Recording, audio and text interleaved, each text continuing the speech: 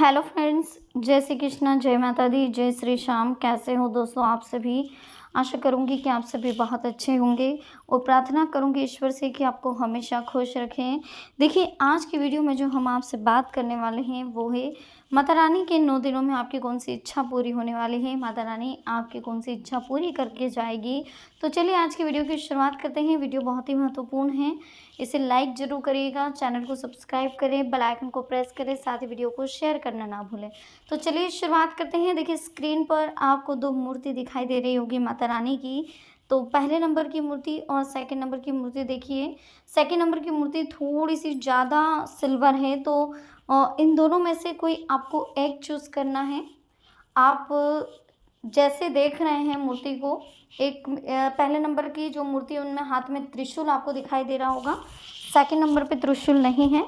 तो चलिए दोनों में से कोई चूज़ कर लीजिए फटाफट।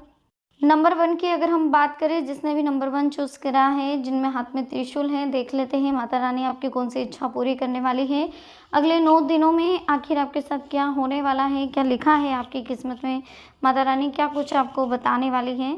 तो कहीं ना कहीं ये चीज़ें बहुत ज़रूरी है हमारी लाइफ को समझने के लिए कि माता रानी का जो आशीर्वाद है वो तो हमारे ऊपर बना ही रहता है। माता रानी की कृपा तो आप पर है ही सही, लेकिन ये 9 दिन माता रानी को खुश करने के लिए आपको जो भी आप जतन करते हैं, जैसी भी आप पूजा कर रहे हैं या जैसा भी आप भाव रख रहे हैं, बिल्कुल शांत भाव रखें, श्रद्धा रखें, विश्वास रखें। आपकी जो भी इच्छा है माता रानी ज़रूर पूरी करेगी। देखिए, पुरानी बातों की वजह से कहीं न कहीं आपका तनाव बढ़ता हुआ दिखाई दे रहा है। थोड़े से तनाव में रहते हैं आप। अभी किसी नए व्यक्ति पर आप विश्वास नहीं कर पा रहे हैं, ये आपके लिए बहुत ज़्यादा कठिन है। आप बहुत आसानी से विश्वास नहीं कर पा रहे हैं, लेकिन जिन लोगों से मदद की अपेक्षा है, उनसे आपको मदद भी प्राप्त नहीं हो रही है। खुद को अकेला समझ रहे हैं, तो ये गलती बिल्कुल ना करें। खुद को अकेला समझने की वक्त के साथ हर एक बात सुलझती हुई आपको नज़र आ जाएगी। खुद में आ रहे बदलावों पर ध्यान दें कि आखिर आपके अंदर क्या बदलाव आ रहे हैं। लोग आपकी हेल्प नहीं कर रहे तो उस बदलाव को स्वीकार करें। कोई आपको छोड़कर जा रहा है तो उस बदलाव को स्वीकार करें। कोई आपको कुछ बोल रहा है, पहले अच्छा बोलता था लेकिन अब बुरा बोल रहा है, तो उस बदलाव को स्वीकार करें। परिवर्तन ही जीवन का नियम है। ये बात हमने आपको बहुत बार बताई है कि परिवर्तन इंसान के जीवन का बहुत खास नियम है। इस नियम को फॉलो करना होगा, इस नियम को एक्सेप्ट करना होगा।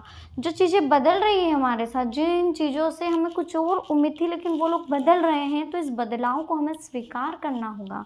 हमारे व्यवहार को भी हमें बदलना होगा। इनको स्वीकार करने के लिए कहीं ना कहीं हमें हमारा नेचर पॉजिटिव करना होगा। पॉजिटिव सोचोगे तभी आप इस बदलाव को स्वीकार कर पाओगे, अन्यथा आप इसे स्वीकार नहीं कर सकते। तो आपको सबसे पहले अपने आप को पॉजिटिव करना होगा। परिवार के लोगों के साथ बैठ के चर्चा करें। निवेश कहीं कर रहे हैं तो अनुभवी लोगों से बातचीत कर लें।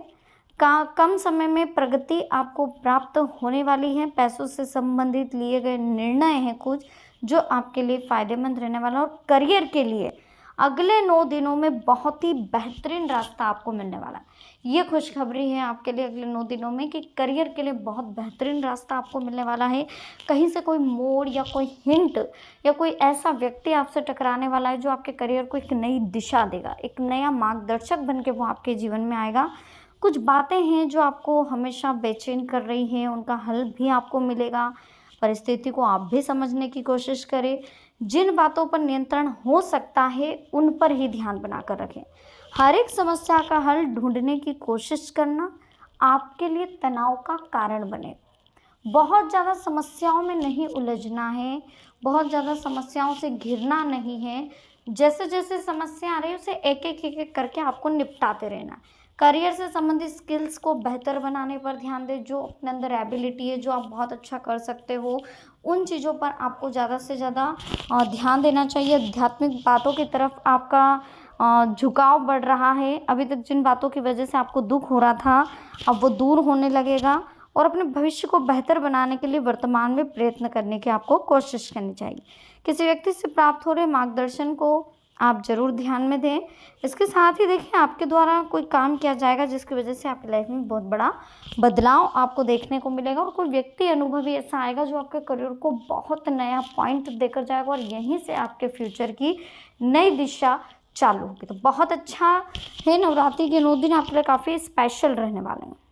सेकंड नंबर की अगर बात करें, जिसने भी सेकंड नंबर चूज़ करा है, तो देखिए नवरात्रि के 9 दिनों में आपको सबसे पहले तो झूठ बोलने से बचना है, बेईमानी करने से बचना है, अच्छी जगह सही रास्ते पर चलना है, बेईमानी का रास्ता बिल्कुल छोड़ देना है, लोगों की मदद करना है, जब किसी को आपकी ज़रूरत पड़े, ज़रूरतमंद आपको कहीं पर दिखे तो उनकी मदद आपको करनी है।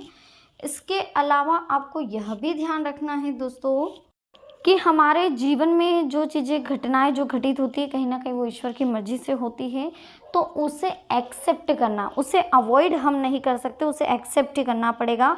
परिवार के साथ वक़्त बिताने की वजह से मन खुश रहेगा, परिवार के सदस्य की प्रगति देखकर मन को आनंद मिलेगा। कई बातें आपको अगले 9 दिनों में सीखने को मिलेगी, अपने काम और विचार पर बारीकी से आप ध्यान दे पाएँगे। इसके साथ ही किसी भी बात से संबंधित योजना बनाते समय आपके ऊपर बनी हुई ज़िम्मेदारियों पर ध्यान देने की आपको आवश्यकता है। अभी का समय अपने विचारों को वास्तविकता रूप देने के लिए उपयुक्त साबित होगा। घर में बदलाव या प्रॉपर्टी से संबंधित अगर विचार कर रहे हैं, तो योजनाएँ भी कहीं न कहीं तुरंत काम करेगी। पुराने कर्ज खत्म हो गए, प्रयत्नों में सुधार आएगा। हड़बड़ी में कोई निर्णय लिया है तो थोड़ा-सा संयम से आपको काम करने की ज़रूरत है। अगले 9 दिनों की अगर बात करें, तो 9 दिनों में आपकी एक इच्छा पूरी होने वाली है। जो इच्छा है, कहीं न कहीं आप अपना इनकम स्रोत बढ़ाना चाहते हैं, अपनी जॉब अच्छी आप ढूँढना चाहते हैं, आप चाहते हैं कि आपका फ्यूचर सेट हो जाए, आपका करियर बन जाए। तो इसके लिए अगले 9 दिनों में आपको माता रानी से कंठस्थ प्रार्थना करनी है, बिल्कुल सच्चे दिल से प्रार्थना करनी है, और यकीन मानिए 9वें दिन आपकी वो मुराद, वो मनोकामना ज़रूर पूरी होगी जो आप दिल से चाहते हैं। वो माता रानी ज़रूर आपकी मदद करेगी, और साथ ही अगले 9 दिनों में आपको कुछ ऐसा उपहार दे कर के जाएगी जो आपको कभी शायद उनसे उम्मीद भी ना हो, क्योंकि जो आपके लिए बेस्ट हो अब वही होने वाला है, अब उसके लिए तैयार है। अगर मन में किसी के लिए कटुता है तो उसे दूर करना होगा, अपने आप को थोड़ा-सा आपको पॉजिटिव रखना होगा। एक दूसरे के लिए जो गलतफ़हमियाँ हैं उससे दूर करें। आपके द्वारा बोली गई बातें परिस्थिति को और ज़्यादा कठिन बना रही है, इसलिए अपनी बोली पर थोड़ा-सा कंट्रोल रखें, विनम्रता रखें, कठोर शब्दों का प्रयोग बिल्कुल ना करें। बोली गई बातों की वजह से परिवार में क्लेश हो सकता है। किसी भी व्यक्ति से संबंधित टिप्पणी करने से पहले परिस्थिति की पूरी जानकारी प्राप्त कर लें। पैसों से संबंधित किए गए लेन-देन के कारण एक दूसरे से नाराज़गी हो सकती है। किसी भी बात का बड़ा निर्णय लेने से पहले उससे जुड़े व्यक्ति के साथ चर्चा करने की कोशिश करें। अपने वचनों का पालन करें, जो वादा किसी से करा उसे निभाएँ ज़रूर। अगले 9 दिनों में या तो ऐसा कोई वादा ही ना करें जो आप निभा नहीं सकें, और करें तो प्लीज़ उसे निभाएँ।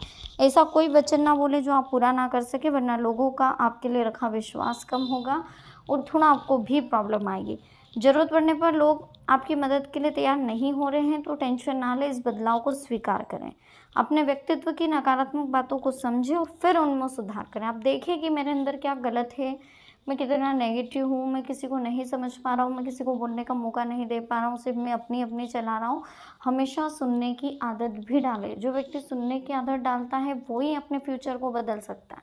इसलिए हमेशा बोलना नहीं है, सिर्फ सुनना है। बोलना वहीं है जहाँ ज़रूरत हो, जहाँ लग रहा है कि हाँ यहाँ बोलना चाहिए, वहीं आपको बोलने की कोशिश करना चाहिए।